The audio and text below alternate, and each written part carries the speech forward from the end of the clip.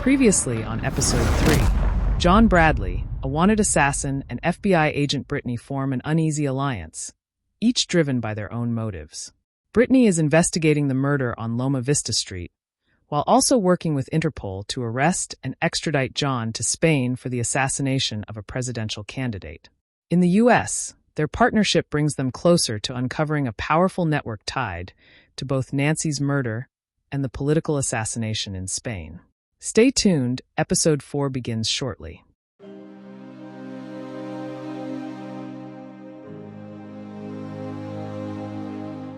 John and Brittany made their way to the FBI field office in Los Angeles. It was John's first time officially stepping into a U.S. government facility, and the atmosphere was tense. As they entered, Brittany's boss, Howard, opened his office cubicle door, his hardened expression revealing his skepticism. He motioned for John to take a seat. The room buzzed with whispers and side glances from the office staff, their eyes glued to John.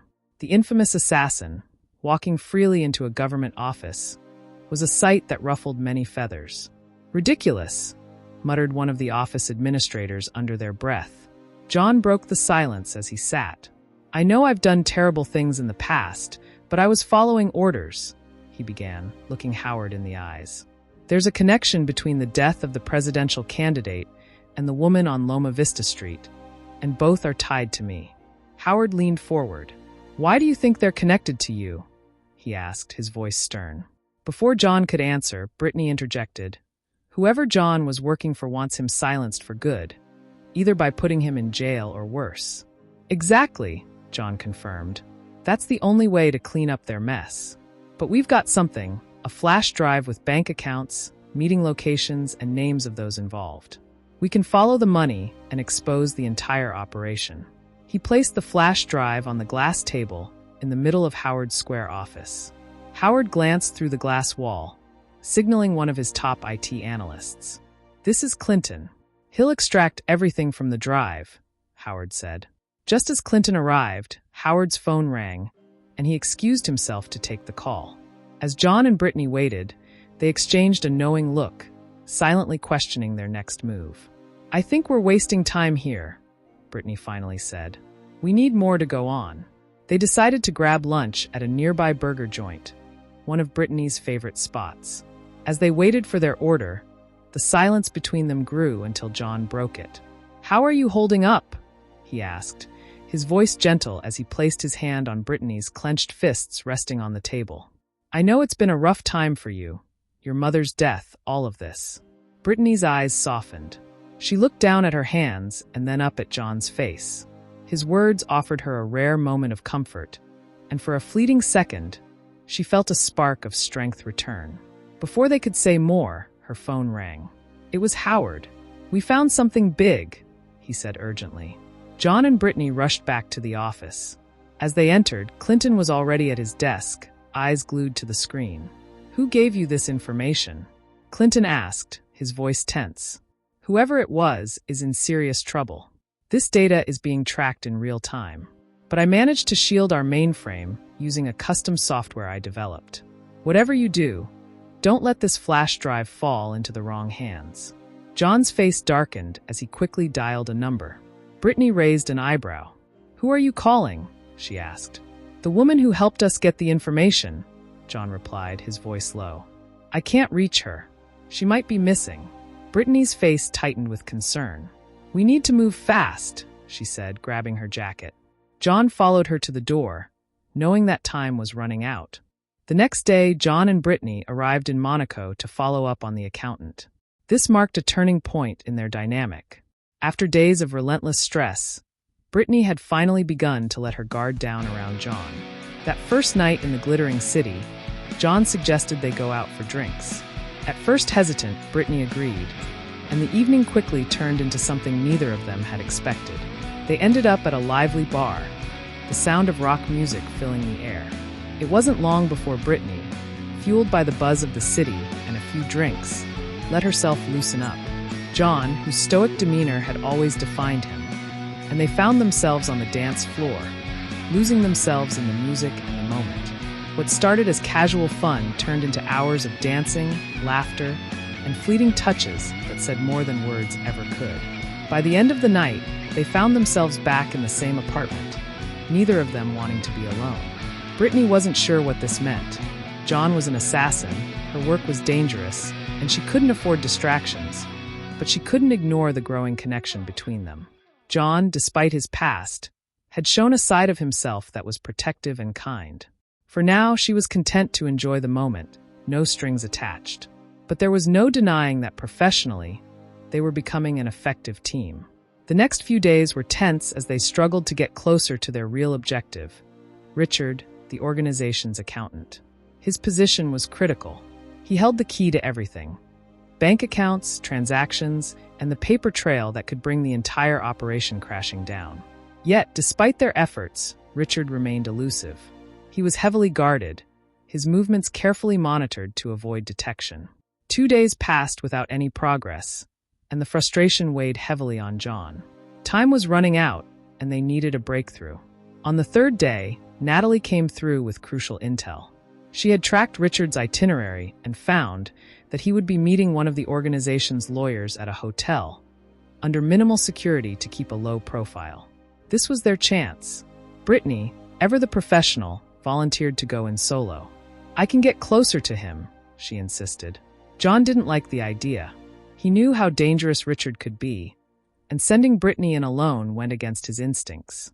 But they were running out of options, and Brittany's plan was their best shot. The night of the meeting arrived. Brittany emerged from her room in a stunning green gown that shimmered in the dim light. The necklace around her neck sparkled, drawing attention to her graceful figure. John, uncharacteristically speechless, couldn't take his eyes off her. For a brief moment, the mission seemed to vanish, and all he could see was her. His hand instinctively found her waist as he whispered, "You look beautiful." Brittany smiled, her eyes softening at his words, but quickly refocused. They didn't have time for distractions. John reminded her of the plan. Get close to him. Learn everything about his life, his routines, his contacts, anything that can give us leverage. If we can gather enough evidence, we'll have something concrete to use against them. Brittany nodded, the tension in her gut building as she mentally prepared for what lay ahead. She knew the risks. Richard was smart and dangerous, but she was confident in her ability to charm her way into his inner circle. As she approached the hotel where Richard was staying, Brittany's mind was sharp. She'd done this before, playing a role, gathering intel, but this time the stakes felt higher. John was watching her closely from the sidelines, and failure wasn't an option. Brittany sat in the hotel lobby, a glass of wine in hand, playing the role of someone enjoying a quiet evening alone. She looked effortlessly stunning, the kind of beauty that turned heads without even trying. Her emerald green gown shimmered under the soft lighting, and the soft curl of her hair framed her face perfectly. John had dropped her off and was watching from the car, the unease of the situation gnawing at him. He hated not being closer. Then, right on cue, Richard appeared, descending from his room. He made his way to the bar area, scanning the crowd, but his gaze immediately locked onto Brittany. He couldn't resist. There was something about her, elegance, mystery, that drew him in. He strode confidently over to her, his eyes glinting with interest. "Expecting someone?" Richard asked, his voice smooth, a hint of charm already playing in his tone. Brittany flashed a smile, the kind that disarmed without revealing too much. "No, not tonight," she replied lightly. "But you're welcome to sit if you like." It was an invitation Richard had no intention of declining. He slid into the seat across from her, captivated by her presence. Inwardly, Brittany could see the effect she was having. No man could resist her beauty, especially someone like Richard, wealthy, used to getting what he wanted. If she weren't an FBI agent, she could easily have been a model, the kind of woman men with money dream of spoiling in exotic locations. And Richard was no different. His mind was already turning, and a few stray thoughts slipped out before he could stop them. "You look absolutely beautiful," he said, his voice sincere, as if he couldn't help himself. Brittany leaned in slightly, letting her smile linger just long enough to keep him hooked. The conversation flowed effortlessly from there. Within 15 minutes, Richard was fully at ease, laughing at her stories, engaged by her charm. He let his guard down more than Brittany had expected, and by the end of the night, he was smiling like an old friend. As the night wound down, Richard handed her his number, casually inviting her to a private painting auction in Monaco, an event only attended by the wealthiest and most powerful. At first, Brittany feigned reluctance, but after some gentle persuasion, she agreed. John, watching the entire exchange from his car outside, felt a stab of jealousy. He hated seeing Richard so comfortable, enjoying Brittany's attention. The entire time, John felt more like her chauffeur than her partner, watching from a distance as the two exchanged knowing glances. It didn't sit right with him. Richard was no ordinary accountant. With his well-groomed beard, impressive physique, and an Ivy League education, he had all the markings of a man who was smart, calculated, and dangerous.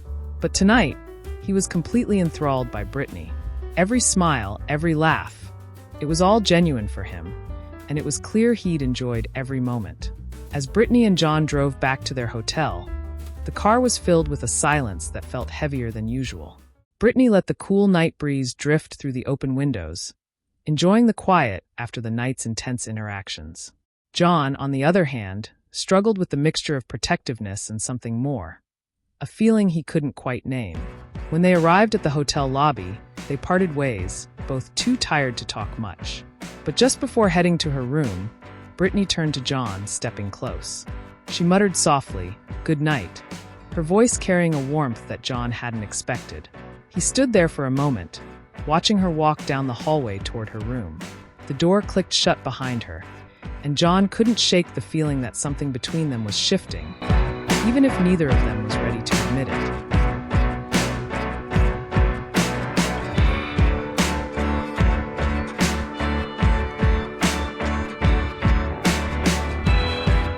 Next week on John Bradley, Episode 4. Subscribe to my YouTube channel to listen to all the episodes. Like and share this video with